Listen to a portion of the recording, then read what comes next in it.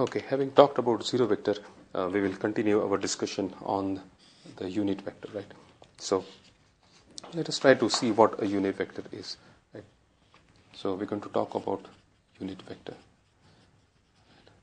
Very simple concept, a vector whose magnitude is zero. So if magnitude is one, not zero, is one or unity, right? So if we have a displacement vector, for example, vector A, and if this magnitude is say 1 centimeter or 1 meter, then we call this a unit vector because it has got magnitude 1. So if I take a vector A, right, and I divide it by its magnitude, right, what will I get? I'll get a vector whose magnitude is 1, right?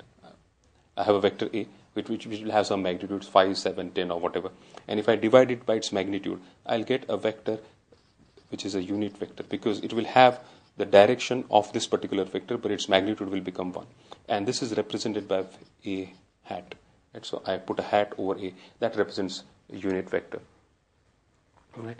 So this is the concept of a unit vector. Basically, a unit vector is a vector which is magnitude 1 and has the direction of that original vector A. There is one special type of unit vector which is known as orthogonal unit vector, and these are unit vectors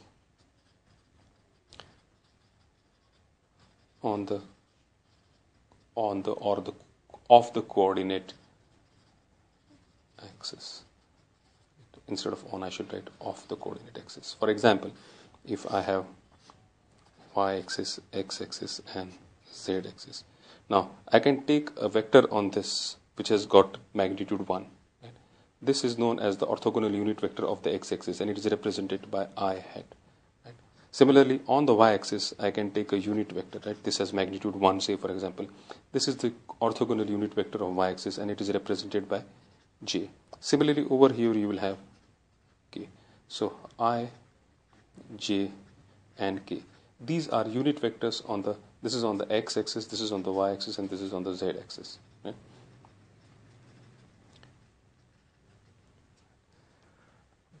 Another final point that I want to make is that it is not necessary that the unit vector is one which starts from the origin. You could have a unit vector anywhere, right? You could have a unit vector on the x-axis over here. This would also be represented by I. Similarly, you could have a unit vector over here. This would be represented by j. So basically, a unit vector along the particular axis is known as an orthogonal unit vector, and I, j, k, these are the symbols that we use to